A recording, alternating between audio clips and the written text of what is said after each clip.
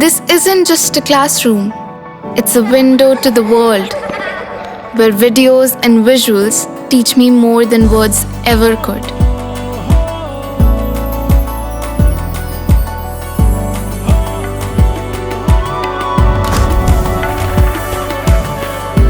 Sinkhania Educational Institute, cultivating knowledge.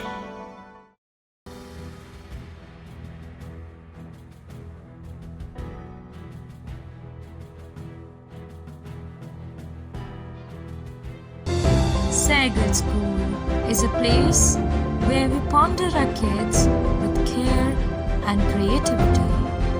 We provide students the room to explore their imaginations and enhance their education. Party के संगठन के लोगों के परिवार में जो शादी के कार्यक्रम थे उसमें मैं शामिल होने आया हूँ। हमारी पार्टी के कोषाध्यक्ष और साथ में बैठे पूर्व विधायक सतीश निगम जी इनके पारिवारिक कार्यक्रम में शामिल होकर के न केवल इनकी बेटी, दामाद और बहुत दूर दूर से आए हुए परिवार के सभी सदस्यों से मिलने का मुझे मौका मिला है। समाजवादी पार्टी और समाजवादी पार्टी के नेता लगातार इस तरह के सामाजिक कार्यक्रमों में हमेशा शामिल होते रहे हैं। राजनीतिक व्यवस्था या राजनीति की वजह से व्यस्त होने के बावजूद भी हमारी पार्टी के लोग इस तरह के संबंधों को कभी नहीं तोड़ते और न छोड़ते हैं। और मुझे अच्छा लगता है कि कानपुर में आप लोगों से मिलने का मुझे बार बार मौका मिलता है। इधर पूरा देश चिंतित भी है और जो खबरें हम लोगों को आपके माध्यम से मिलती हैं उन खबरों से दुख भी बहुत होता है। कल ही रात में जो दिल्ली में घटना हुई उसके कारण तो अब आने लगे होंगे, लेकिन दिल्ली जैसी जगह, राजधानी, और जब भारत सरकार ये बोलती हो कि हम विकसित भारत बनाना चाहते हैं, हम दुनिया में अर्थव्यवस्था तीसरे नंबर पर ले जाना चाहते हैं और जो हमारा इंफ्रास्ट्रक्चर है वो दुनिया के बराबर हमारा इंफ्रास्ट्रक्चर होगा, लेकिन जो घटनाएं हो रही हैं उससे पता लगता है कि भारतीय जनता पार्टी महाआयोजन की तैयारियां तो बहुत करती है। इनके जो कार्यक्रम हैं महाआयोजन के कार्यक्रमों में तैयारी तो बहुत करते हैं, प्रचार बहुत करते हैं, लेकिन वो चाहे राजनीतिक कार्यक्रम हो, सांस्कृतिक कार्यक्रम हो या कोई और इवेंट हो, उसमें पॉलिटिकल माइलेज लेने से चूकते नहीं हैं। और हम आप लोग ये बात जानते हैं, महसूस करते हैं कि भारतीय जनता पार्टी के जितने भी महाआयोजन होते हैं उनमें आयोजन से ज्यादा अपने प्रचार पे खर्च करते हैं। अपनी इमेज कैसे चमका दें, आयोजन चाहे हो ना हो, उसकी व्यवस्था कितनी भी खराब हो जाए, लेकिन उन्हें पॉलिटिकल लाभ कैसे मिलेगा, उनकी पर्सनल जो इमेज है उसको कैसे और बढ़ाया जाए, और उसी का परिणाम ये है कि इतनी बड़ी घटनाएं घट रही हैं और आज भी घटनाएं हो रही हैं। इन्हें समय समय पर इमरजेंसी सर्विसेज बुलानी चाहिए। इमरजेंसी में जिन लोगों की मदद से चीजें अच्छी हो सकती हैं, उस फोर्स को, उन लोगों को बुलाना चाहिए। और अगर हम और आप लोग केवल उनको सलाह दे दें तो वो अपना विरोध समझते हैं। अगर हम और आप लोग सुझाव दे दें उन्हें, कोई, चाहे वो प्रेस के लोग हों या पॉलिटिकल लोग हों, अगर सुझाव दे दें तो उनको लगता है कि उनके खिलाफ कार्रवाई होनी चाहिए, उससे भी उन्हें बुरा लगता है। और इधर जो चीजें सामने आ रही हैं, अपने इतने ज्ञानी हैं ये लोग, भारतीय जनता पार्टी के लोग, कि किसी चीज को स्वीकार नहीं कर सकते हैं,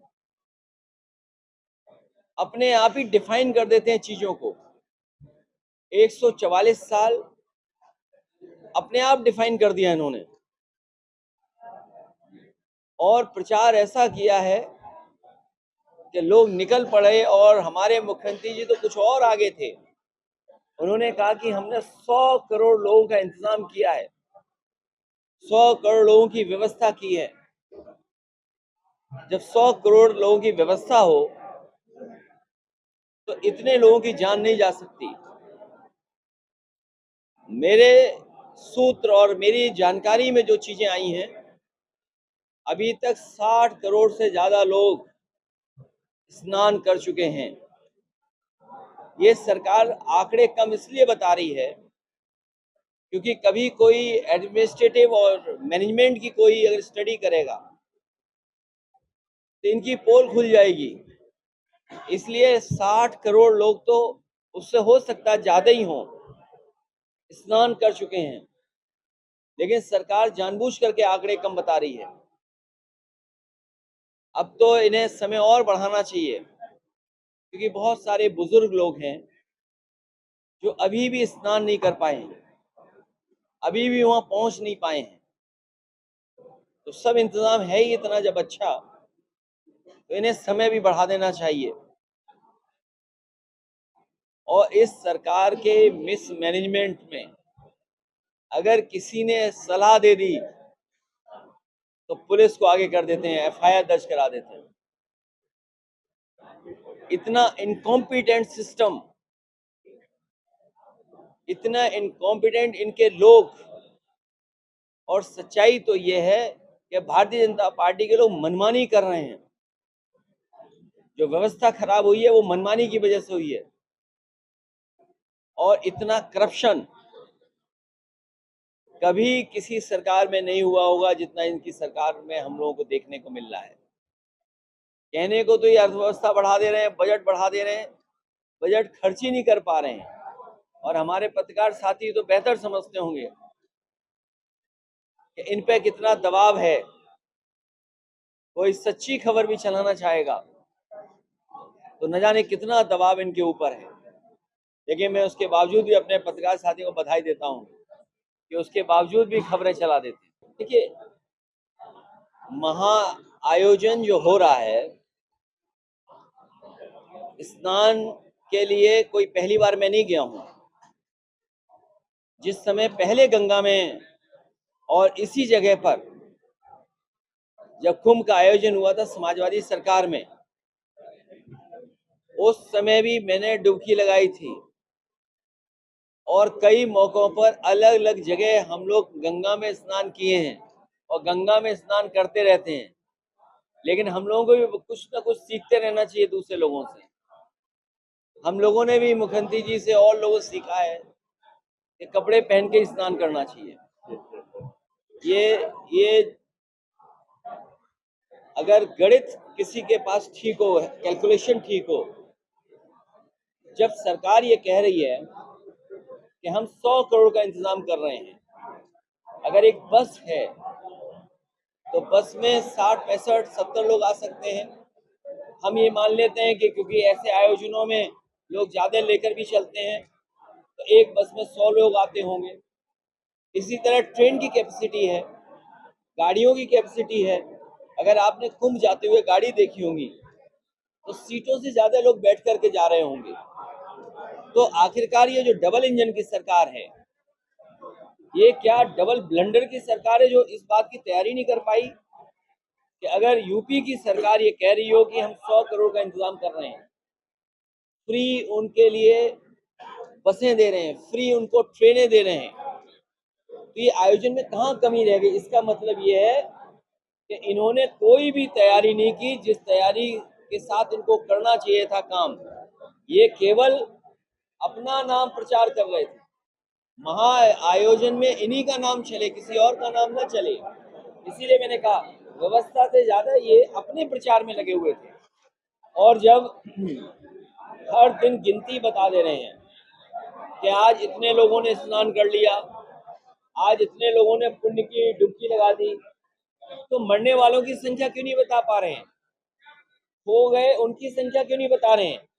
आप गिनती तो 50 करोड़ की कर ले रहे हो, लेकिन जिनकी जान गई उनकी गिनती क्यों नहीं कर पा रहे हो आप? जो लोग खोए हुए हैं कम से कम उनकी जानकारी दे दो। जो लोग अपने परिवार के सदस्यों को ढूंढने आए उनकी जानकारी दे दो। इसीलिए हर जगह राजनीति की तरह नहीं सोचना चाहिए। एक परिवार के सदस्य होकर के परिवार वाले जैसी सोच रखनी चाहिए।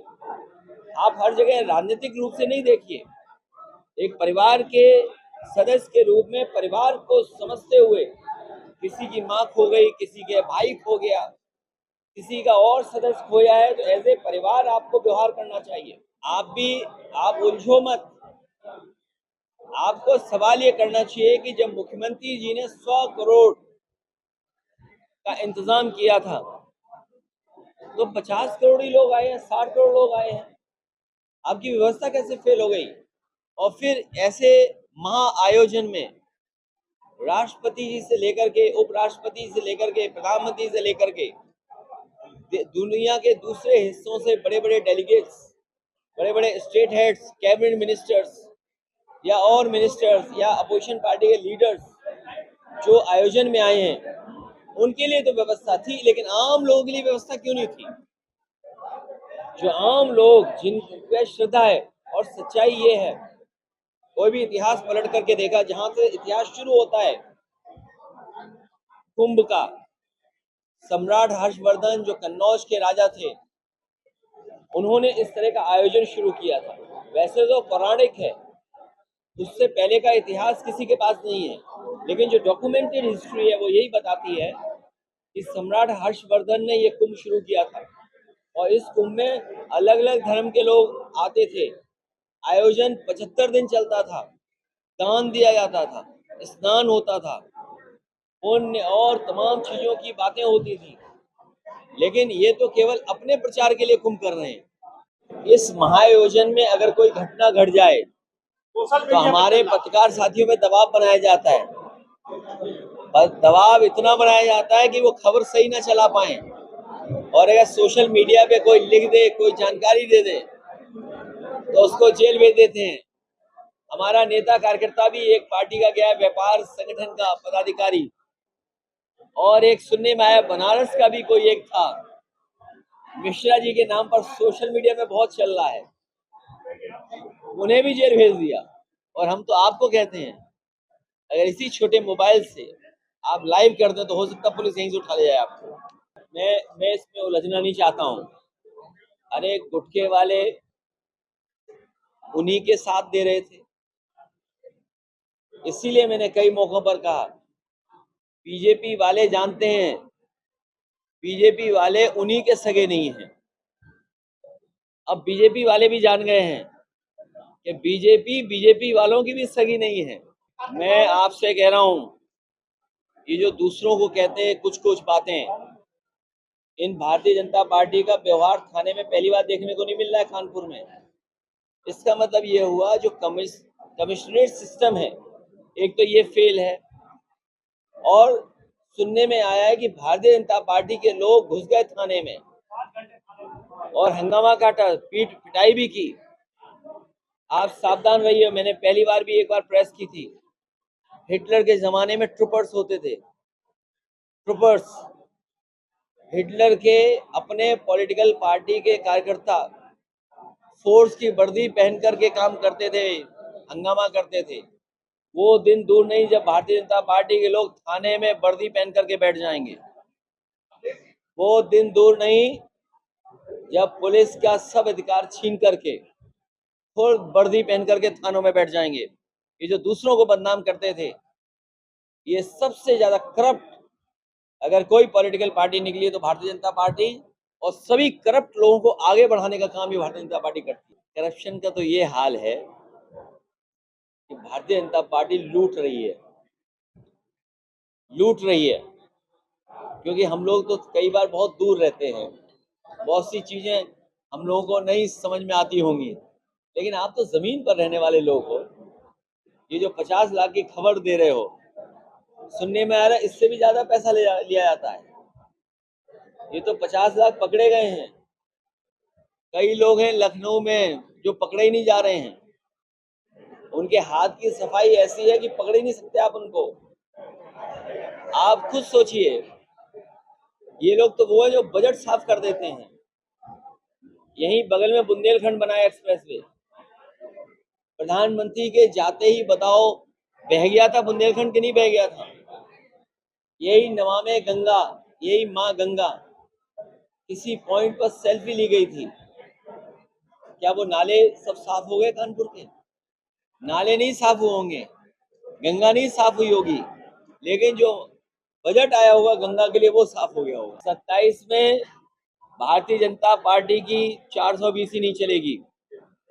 एक मिल्कीपुर विधानसभा में जिस तरीके से इन्होंने तैयारी की, पहले तो 10 चुनाव इकट्ठे होने थे, एक चुनाव अलग कर लिया बेईमानी के लिए। और कानपुर वालों, आपने तो इन्हें जीतते हुए देखा है, कितना बेईमानी थी बताइए आप। पुलिस को वर्दी पहन के लगा दिया कि वोट देखेंगे आप। ये कहाँ का अधिकार है बताइए आप कि पुलिस वोट चेक करेगी, आपकी आईडी पुलिस नहीं चेक कर सकती है। लेकिन हम जनता का, कार्यकर्ताओं का और अपने नेताओं को बधाई देते हैं कि जिन्होंने कानपुर भी जीत लिया, करहल के लोगों ने भी जीत लिया।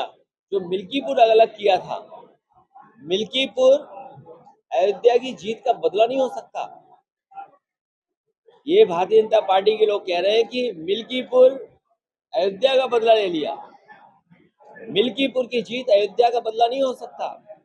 इन्होंने जात के आधार पर फैसला लिया। इन्होंने सबसे पहले बीएलओ, पीडीए हटा दिए। पीडीए परिवार का अगर एक भी बीएलओ रहा हो तो बता दो आप।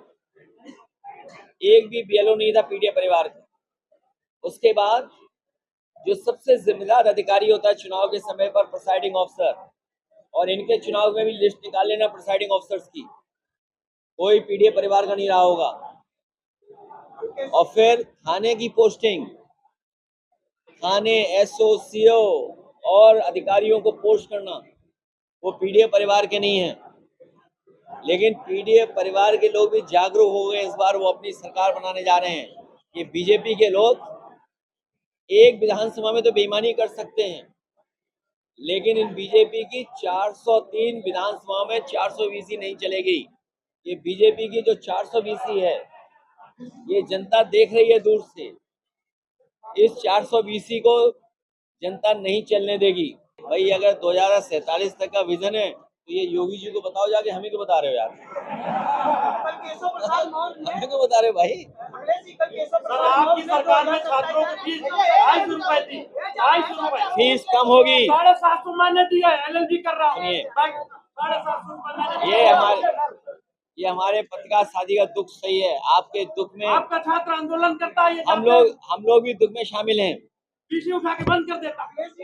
बिजली का पनकी में नया प्लांट लगना, निवेली लिग्नाइट का पंप लगना, पावर प्लांट लगना, ये जो विकास की गति थी, भारतीय जनता पार्टी विकास के खिलाफ है। ये पार्टी छात्रों के लिए साइकिल कब से मिलेगी? प्रसाद ने बोला कि अखिलेश यादव सत्ताधीश से बनना चाहते 2027 में। माननीय मुलायम सिंह यादव जी के पूरे कुनबे में कोई 2047 तक नहीं होगा। कुछ नहीं कहेंगे, कुछ है ही नहीं। वो जीरो जानते हो? जीरो देखा आपने? आपका बहुत बहुत आभार। महज 28 दिनों में 1,20,00,000 दर्शकों की संख्या हुई पार। हर रोज 4.5 लाख लोग आई इंडिया को रहे देख। 2,10,000 घंटे किया जा रहा वॉच। 17,000 नए बने सब्सक्राइबर। प्रतिदिन नए कीर्तिमान गढ़ रहा खबर आपकी, नजर हमारी वाला आपका आई इंडिया। आई इंडिया को मिल रहे प्यार के लिए आपका तहे दिल से शुक्रिया।